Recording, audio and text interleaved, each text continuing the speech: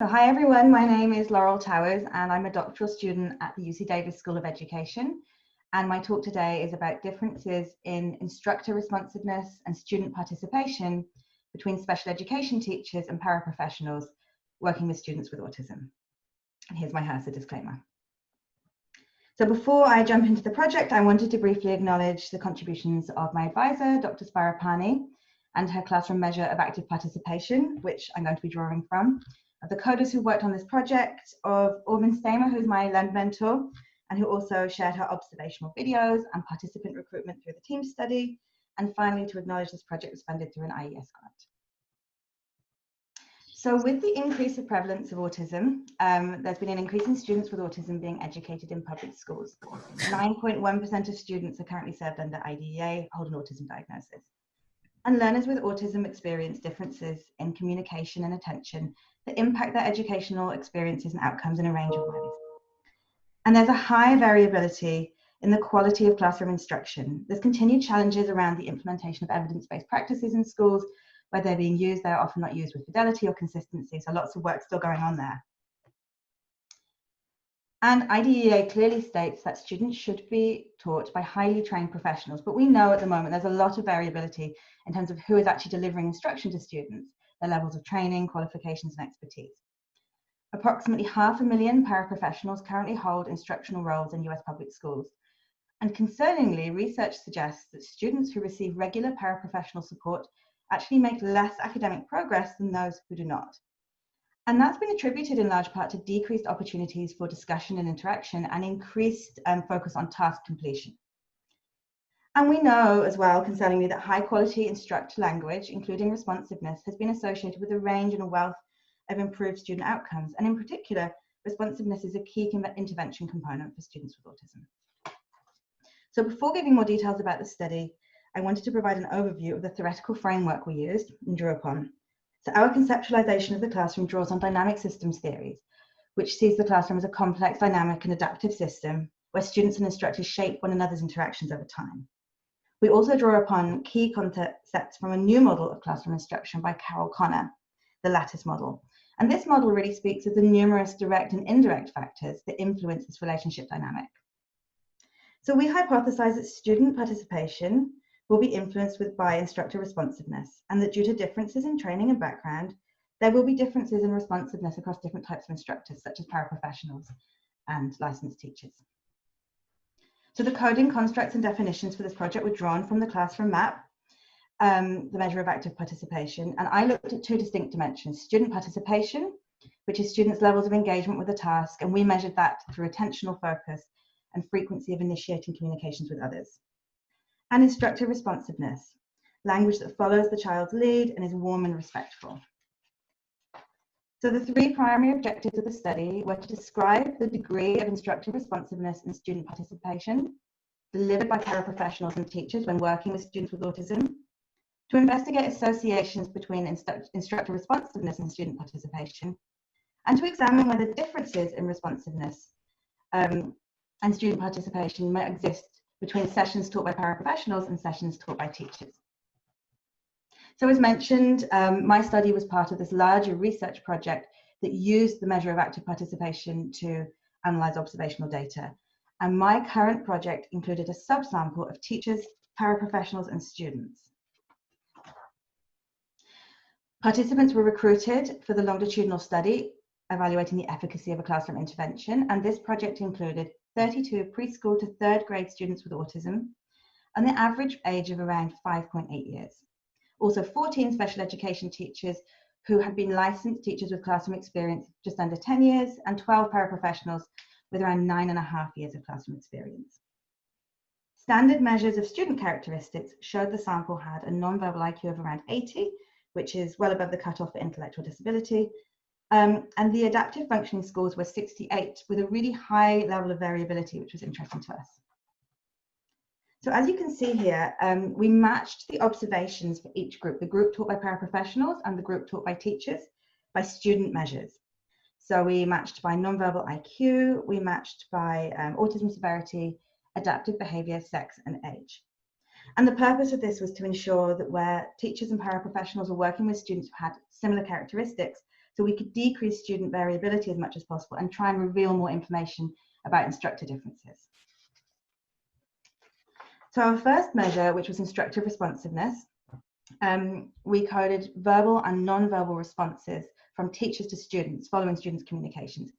And we categorized these into more expansive responses, so ones that really scaffolded learning, showing genuine enthusiasm, modeling language, and less expansive responses, which would acknowledge a student contribution but not necessarily build upon it.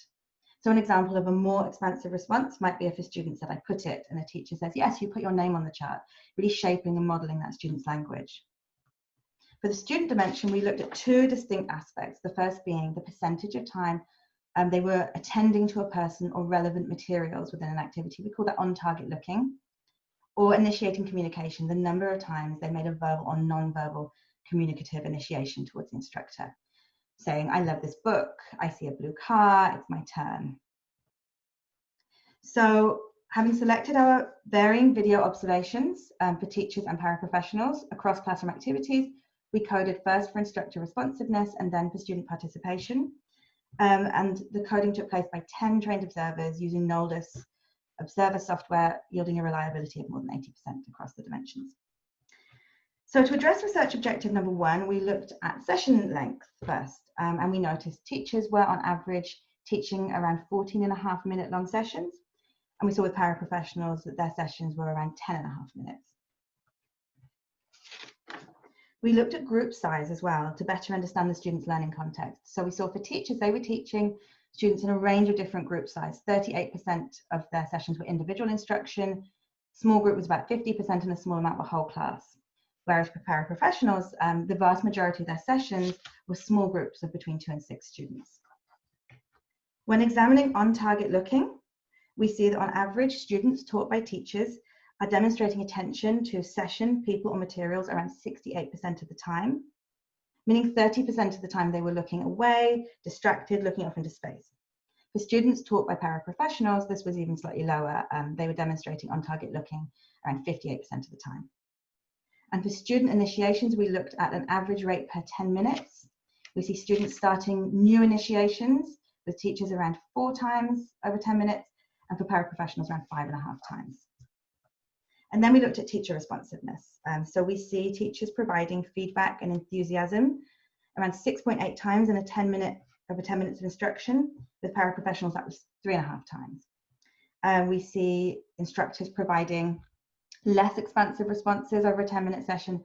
For teachers, around 5.7 times, and for paraprofessionals, 2.8 times. So to meet our second research aim, we conducted Pearson's correlations across the whole sample. So we put everything back together again, and to see what the associations would be between student participation and teacher responsiveness. We found a strong positive correlation between on-target looking in students and total initiation, suggesting that where students have higher participation in one area, they have higher participation in the other area as well. We saw a positive correlation between more expansive responsiveness from teachers and more on-target looking from students, and a correlation approaching significance between more expansive responsiveness in teachers and total initiations in students. And to meet our third research aim, we conducted a cross-group comparison using a one-way ANOVA to analyse the differences in instructor responsiveness and student participation between the groups taught by teachers and the groups taught by paraprofessionals. And we found teachers were significantly more responsive overall than paraprofessionals, and this significance was particularly pronounced for more expansive responsive comments.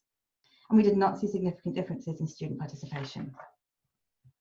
So what does this all mean? Well, descriptive statistics told us that teachers are delivering longer sessions, so therefore more instruction overall, and much more in the way of one-on-one sessions, which was interesting to us and maybe suggests a higher level of individualization potentially.